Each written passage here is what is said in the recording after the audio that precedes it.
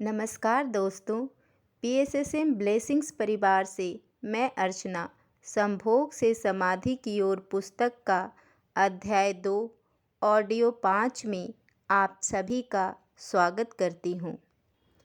ओशो जी यहाँ एक कहानी के माध्यम से समझाने का प्रयास करते हैं।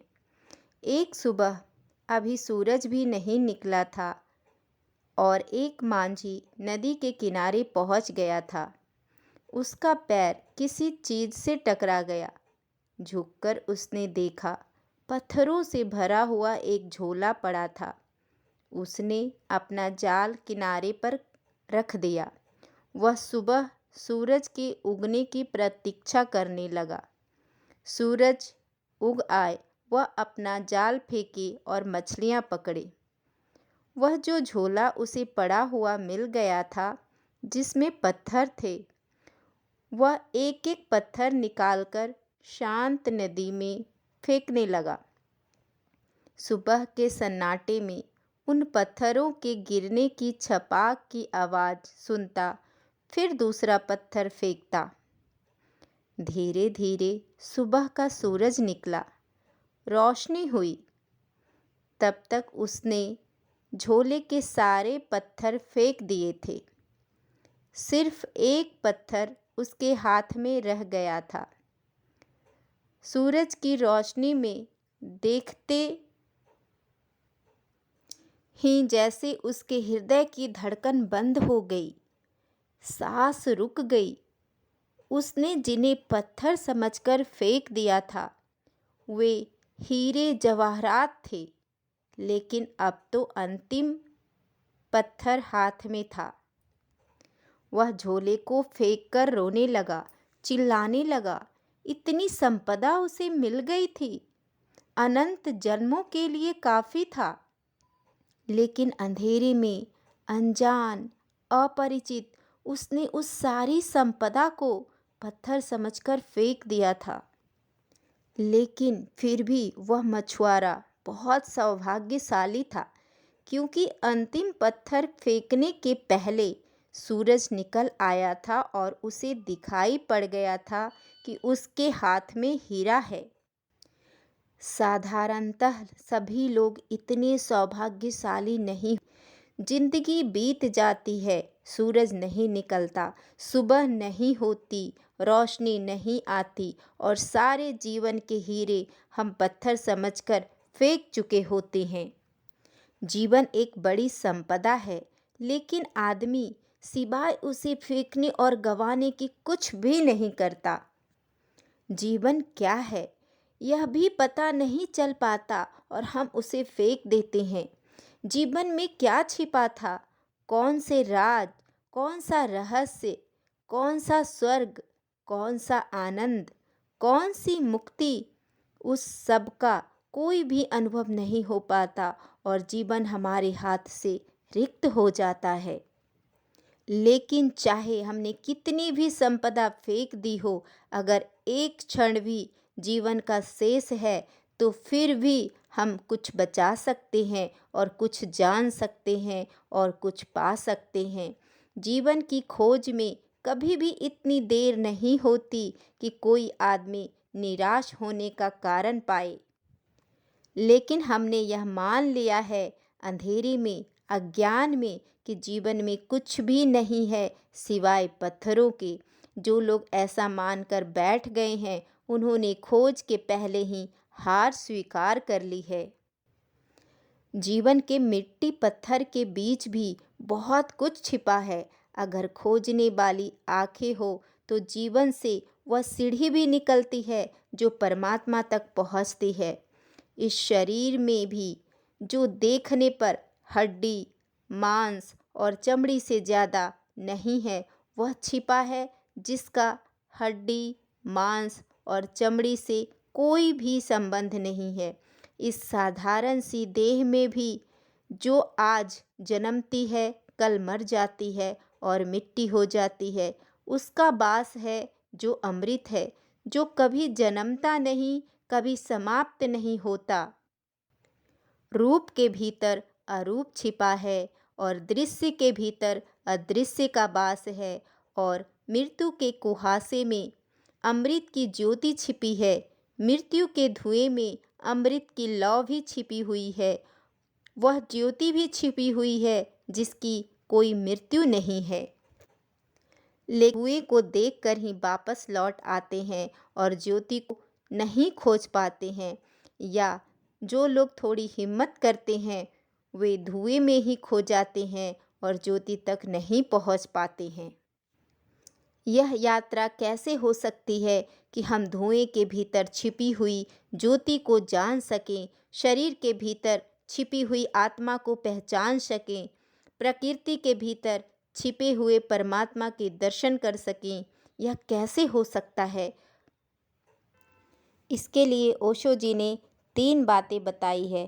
पहली बात कि हमने जीवन के संबंध में ऐसे दृष्टिकोण बना लिए हैं, ऐसी धारणाएं बना लिए हैं कि जीवन बेकार है, खराब है, जीवन दुखों से भरा है, जीवन व्यर्थ है, जीवन आसार है, जीवन छोड़ देने योग्य है। यह बात सुन सुनकर धीरे धीरे हमारे प्राणों में पत्थर की तरह मजबूत होकर यह बात बैठ गई है।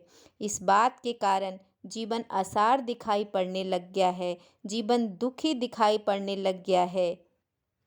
इस बात के कारण जीवन से सारा आनंद, सारा प्रेम, सारा सौंदर्य खो गया है। मनुष्य एक कुरूपता बन गया है, मनुष्य एक दुख का अड्डा बन गया है। और जब हमने यह मान लिया है कि जीवन व्यर्थ है, आसार है, तो उसे सार्थक बनाने की सारी चेष्टा भी बंद हो गई है। यह आश्चर्य नहीं। अगर हमने यह मान ही लिया है कि जीवन एक कुरूपता है तो उसके भीतर सौंदर्य की खोज कैसे हो सकती है? और अगर हमने यह मान ही लिया है कि जीवन सिर्फ छोड़ देने के योग्य है तो जिसे छोड़ ही देना है, उसे सजाना, उसे खोजना, उसे निखारना, इसकी कोई भी ज़रूरत नहीं है। हम जो करते हैं उसी से हम निर्मित होते हैं। हमारा कृत्य अंततः हमें निर्मित करता है, हमें बनाता है। हम जो करते हैं वही धीरे धीरे हमारे प्राण और हमारी आत्मा का निर्माता हो जाता है। जीवन के साथ हम क्या कर रहे हैं इस पर निर्भर करेगा कि हम कैसे निर्मित हो रहे हैं। जीवन के साथ हमारा क्या व्यवहार है इस पर निर्भर होगा कि हमारी आत्मा किन दशाओं में यात्रा करेगी, किन मार्गों पर जाएगी, किन नए जगतों की खोज करेगी। जीवन के साथ हमारा व्यवहार हमें निर्मित करता है। सारा धर्म चिंतन करता है कि मृत्यु के बाद क्या है, स्वर्ग या मोक्ष। मृत्यु के पहले क्या है, उससे आज तक के धर्म को जैसे कोई संबंध ही नहीं रहा है। धर्म जीवन की तरफ पीठ कर लेना नहीं, जीवन की तरफ पूरी तरह आँख खोलना है। धर्म जीवन से भागना नहीं, जीवन को पूरा आलिंगन में लेने का नाम है। धर्म है जीवन का पूरा साक्षात्कार। मनुष्य के समान जीवन में केंद्रीय तत्व क्या है? परमात्मा, आत्मा, सत्य? नहीं। मनुष्य के प्राणों में, सामान्य मनुष्य के प्राणों में जिसने कोई खोज नहीं की, जिसने कोई यात्रा नहीं की, जिसने कोई साधना नहीं की, उसके प्राणों की गहराई में क्या है? प्रार्थना, पूजा? नहीं, बिल्कुल नहीं। अगर यह सामान्य मनुष्य की जीवन ऊर्जा में खोज करें, उसकी जीवन शक्ति को हम खोजने जाएं, तो ना तो वहाँ परमात्मा दिखाई पड़ेगा, न पूजा, न प्रार्थना, न ध्यान। वहाँ कुछ और ही दिखाई पड़ेगा, और जो दिखाई पड़ेगा उसे भुलाने की चेष्टा की गई है, उसे जानने और समझने की नहीं। वहाँ क्या दिखाई पड़ेगा? अगर हम आदमी के प्राणों को चीरें और फाड़ें और वहाँ खोजें, आदमी को छोड़ दें, अगर आदमी में इतने जगत की भी हम खोजबीन करें तो वहाँ प्राणों की गहराइयों में क्या मिलेगा? अगर हम एक पौधे की जांचबीन करें तो क्या मिलेगा? एक पौधा क्या कर रहा है? एक पौधा पूरी चेष्टा कर रहा है नए बीज उत्पन्न करने की। एक पौधे के सारे प्राण, सारा रस नए बीज इकट्ठा करने, जन्मने की चेष्टा कर रहा है।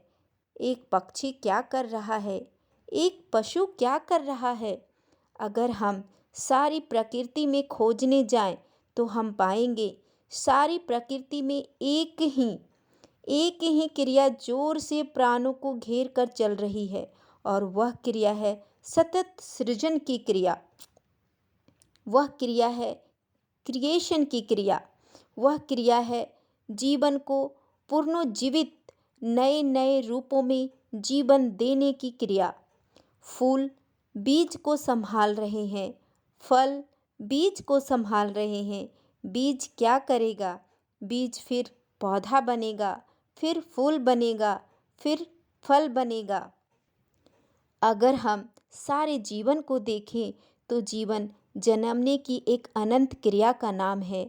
जीवन एक ऊर्जा है जो स्वयं को पैदा करने के लिए सतत संलग्न है और सतत चेष्टाशील है। आदमी के भीतर भी वही है। आदमी के भीतर उस सतत सृजन की चेष्टा का नाम हमने सेक्स दे रखा है, काम दे रखा है। इस नाम के कारण उस ऊर्जा को एक गाली मिल गई, एक अपमान। इस नाम के कारण एक निंदा का भाव पैदा हो गया है। मनुष्य के भीतर भी जीवन को जन्म देने की सतत चेष्टा चल रही है। हम उसे सेक्स कहते हैं, हम उसे काम की शक्ति कहते हैं, लेकिन काम की शक्ति क्या है? मनुष्य अपने पर समाप्त नहीं होना चाहता, आगे भी जीवन को पैदा करना चाहता है। लेकिन क्यों? क्या मनुष्य के प्राणों में मनुष्य से ऊपर किसी सुपरमैन को, किसी महामानव को पैदा करने की कोई चेष्टा चल रही है? निश्चित ही चल रही है। निश्चित ही मनुष्य के प्राण इस चेष्टा में संलग्न है कि मनुष्य से श्रेष्ठ जीवन जन्म पा सके, मनुष्य से श्रेष्ठ प्राणी आविर्भूत हो सके। लेकिन मनुष्य से बड़ा प्राणी पैदा कैसे होगा? हमने तो हजारों वर्षों से इस पैदा होने की कामना को ही निंदित कर रखा है। हमने तो सेक्स को सिवाय गाली के आज तक दूसरा कोई सम्मान नहीं दिया। हम तो बात करने में भी भयभीत होते हैं। हमने तो सेक्स को इस भांति छिपा कर रख दिया है जैसे वह है ही नहीं, जैसे उसका जीवन में कोई स्थान ही नहीं। जबकि सच्चाई यह है कि उससे ज़्यादा महत्वपूर्ण मनुष्य के जीवन में और कुछ भी नहीं, लेकिन उसको छिपाया है, उसको दबाया है। दबाने और छिपाने से मनुष्य सेक्स से मुक्त नहीं हो गया, बल्कि मनुष्य और भी बुरी तरह से सेक्स से ग्रसित हो गया है। दमन उल्टे परिणाम लाया है। ओशो जी आगे बताते हैं, पृथ्वी उसी दिन सेक्स से मुक्त होगी जब हम सेक्स के संबंध में सामान्य स्वस्थ बातचीत करने में समर्थ हो जाएंगे। जब हम सेक्स को पूरी तरह से समझ सकेंगे तो ही हम सेक्स का अतिक्रमण कर सकेंगे। जगत में ब्रह्मचर्य का जन्म हो सकता है, मनुष्य सेक्स से ऊपर उठ सकता है, लेकिन सेक्स को समझकर, सेक्स को पूरी तरह पहचान कर, उस ऊर्जा के पूरे अर्थ, मार्ग, व्यवस्था को जानकर उससे मुक्त हो सकता है।